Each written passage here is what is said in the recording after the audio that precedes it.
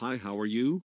Global mergers and acquisitions hit record $4.1 trillion, increased volumes across sectors and regions, driven by cheap financing and strong private equity investor activity. The global M&A market has just recorded its best year, with $4.11 trillion in deals so far.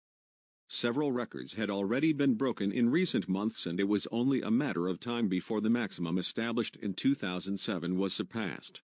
M&A bankers are always accused of being perpetually optimistic, but the data is pretty convincing, said Stefan Feldgois, co-head of global mergers and acquisitions at Goldman Sachs. Whether it's large-cap mergers and acquisitions, SPACs, strategic repositioning due to COVID, the numbers have been extraordinary, he said, citing the acronym for Special Purpose Acquisition Companies. Volumes have been increasing across all sectors and regions, pulled by cheap financing and strong activity from private equity investors. Deals in the $1 billion to $10 billion range, a sweet spot for takeover companies, have sustained the boom, in the obvious absence of deals above $50 billion.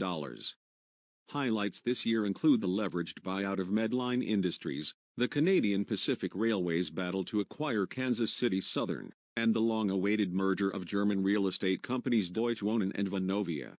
With more than 2 months to go in 2021, there are still opportunities for negotiators to pursue the $5 trillion milestone.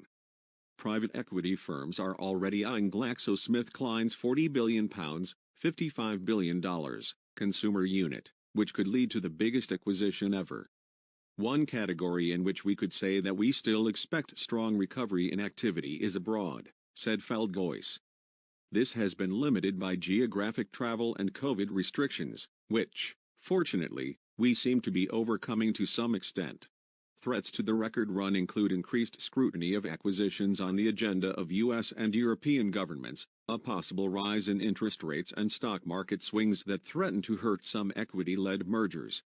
Wall Street banks dominate the global advisory rankings.